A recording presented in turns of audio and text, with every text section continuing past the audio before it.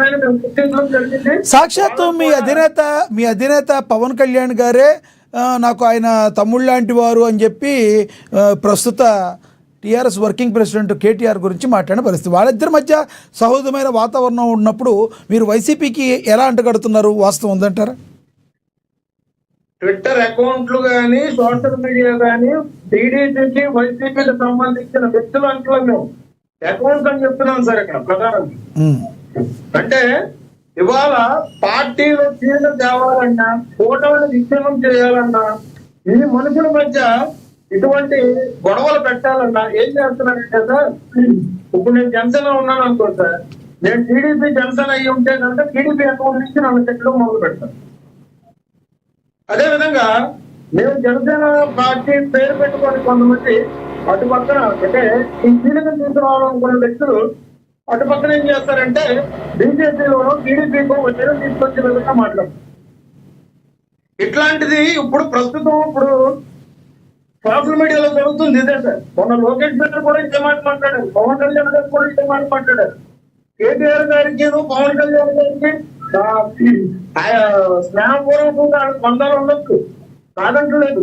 కానీ సార్ రాజకీయంలో శాశ్వత మిత్రులు కానీ శత్రువులు కానీ ఉండడం సార్ ఇక్కడ ప్రధానం గుర్తుపెట్టుకోవాలి.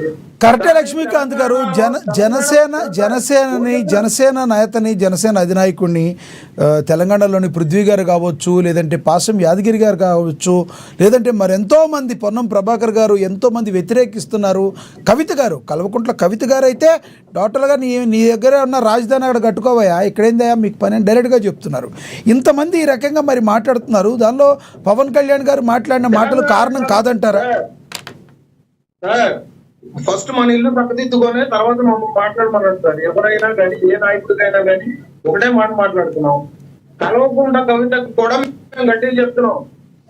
తెలంగాణ జాగృతి అనేది నువ్వు స్థాపించి రోజున తెలంగాణ వ్యాప్తంగా తెలంగాణలో ఇవాళ పోరాడే ఎవరికి నేను అండగా నిలబడతానని నువ్వు ఎన్ఆర్ఐ దగ్గర నుంచి నువ్వు తీసుకున్న డబ్బులు రూపాయలు సహా నువ్వు లెక్కలు చెప్పగలవా? ఇవాళ పార్టీలో ఏ పార్టీ పేరు పెట్టాలో తెలియక టీఆర్ఎస్ అనే పార్టీని మూతపడిపోయిన పార్టీ పేరు పెట్టుకునే వాళ్ళకి ఎవరడానికి నువ్వు ఎక్కువ ప్రయత్నాలు చేస్తున్నావు. రాజకీయాల గురించి పవన్ కళ్యాణ్ గారి గురించి నీకు మాట్లాడే అలవాటు ఉందా? లిక్కర్ స్కామ్ లో కోటాను కోట్లు మింగేసావు. ఆ మింగేసిన డబ్బులు మీరు ఏం చేసావు? నువ్వు తిహార్ జైల్లో చెప్పుకూడదున్నా మంచి నువ్వు కూడా పవన్ కళ్యాణ్ గారి గురించి మాట్లాడితే సమితి గురించి ఏమో మాట్లాడలేదు సార్ ఇక్కడ చెప్పండి. రైట్. దీనిలో వైసీపీకి సంబంధం ఏంటి సార్? మరి మీరు ఆరోపణలు అందరి మీద చేస్తున్నారు, మీరు ఒక్కళ్ళే మంచివాళ్ళు అన్నట్టుగా. మరి దీనిలో వైసీపీకి సంబంధం ఏంటి అసలు? వైసీపీ ఎక్కడి నుంచి వచ్చింది దీనిలో? స్టార్టింగ్ లో చెప్పా సార్, లక్ష్మీనాథ్ గారు మీకు స్టార్టింగ్ లో చెప్పా, రాజకీయంగా మేము ఏ విధంగా కానీ లేదంటే మా తప్పులు ఏమైనా ఉన్నా కానీ మేము స్వీకరిస్తాం. కానీ మేము ప్రధానంగా చెప్తుంది ఏంటంటే వ్యక్తిగతంగా వెళ్ళకూడదు, వ్యక్తిగత హరణం చేయకూడదు. ఇట్లా పర్సనల్ గా వెళ్ళినప్పుడు ఇటువంటి దాడులు కూడా నేను చేయాల్సి వస్తుంది. నేను అదే అంటున్నా, మా నాయకుడు పవన్ కళ్యాణ్ గారు ఏ రోజైనా బయటకు వచ్చి ఈ మాట మాట్లాడారా?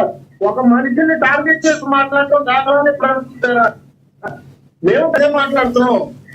ఇప్పుడు పవన్ కళ్యాణ్ గారి మీద కులం గాని మతం గాని ప్రాంతీయత విశ్లేషణ రచ్చబడుతున్నారు ఎంతమంది వ్యవస్థ కలిపి. అంటే రేపు దేశంలో ఒక నెంబర్ 1 స్థాయి నేతగా ఎదుగుతున్న పవన్ కళ్యాణ్ గారి మీద ఇది పూర్తి టార్గెట్ అని చెప్పేసి ఆల్రెడీ అందరికి అర్థమైపోయింది. అది ఇవాళ చాలా మంది యంగ్స్టర్లు కూడా సందేశాలు వెళ్ళిపోయినాయి. ఇవాళ ఎన్డీఏ కేంద్రంలో ఉండడానికి ఒక బలమైన కీలక నేతగా పవన్ కళ్యాణ్ గారు ఉంటారు. దానికి దేశ ప్రధాని ఇవాళ రోజున సాధ్యం. దేశ ప్రధాని పవన్ కళ్యాణ్ పరిస్థితి కదా సార్. మరి దీనికి సమాధానం ఏంటి చెప్పండి? ఎవరింటికి వెళ్తారు? దేశ ప్రధాని అనేది ఎవరన్నా ఇంటికి వెళ్తారా? పవన్ కళ్యాణ్ గారు ఇంటికి వెళ్తున్నారంటే మీరు ఆలోచించుకోండి.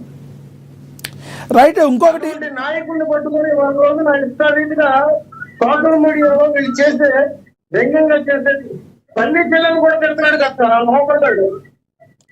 రైట్, పద్ధతిగా మాట్లాడదాం. తెలంగాణలో ఉన్న పౌరులు ఎవరిని కూడా కించపరిచేటట్టు మాట్లాడొద్దు, అది కరెక్ట్ కాదు. అదేవిధంగా వాళ్ళు కూడా అలా మాట్లాడకూడదు.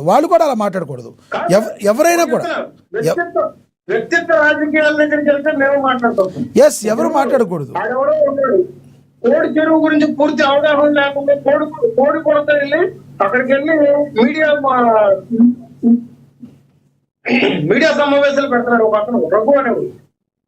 కానీ ఇదంతా పవన్ కళ్యాణ్ చేస్తున్న ఇటువంటి ఉత్తర మనుషుల్ని చూస్తాం అంటే ఎవరున్నారంటారు తెలంగాణలో ఎవరున్నారు పవన్ కళ్యాణ్ గారి మీద కుట్ర చేసేవాళ్ళు? అలాగే ఏపీలో ఎవరని మీ యొక్క అభిప్రాయం? ఎవరు కుట్ర చేసేది?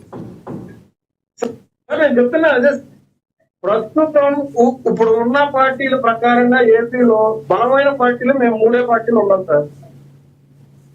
బీజేపీ కేంద్రంలో ఉంటే మేము ఇటు పక్కన టీడీపీ, జనసేన. పవన్ కళ్యాణ్ గారిని విచ్ఛిన్నం చేస్తే రేపు పొద్దున వాళ్ళకి వచ్చిన ఓట్ షేరింగ్ ప్రకారంగా రేపు పొద్దున మళ్ళీ మనం ఆంధ్ర రాష్ట్రంలో మళ్ళీ చెన్నై ఎగరేయాలన్న ఆలోచనతో చాలా కుట్రలు జరుగుతుంది. అది రైట్. నేను మళ్ళీ మాట్లాడతా, మీతో అందుబాటులో ఉండండి. మనం ఒకసారి వైసీపీ అధికార ప్రతినిధి ఎల్ఎం మోహన్ రెడ్డి గారితో మాట్లాడదాం. మోహన్ రెడ్డి గారు, నమస్తే సార్. మీకు, లక్ష్మీకాంత్ గారికి, చూస్తున్న వీక్షకులకు, పాల్గొన్నటువంటి పెద్దలకు అందరికీ పేరు పేరున హృదయపూర్వక నమస్కారాలు. ఎస్, నమస్తే సార్. ఏంటి సార్ ఈ ట్విట్టర్ వార్ ఏంటి? ఇదేమన్నా సామాన్య ప్రజలకు ఉపయోగమా, లేదంటే ఓన్లీ ఎంటర్టైన్మెంట్గా ఉంటుందంటారా?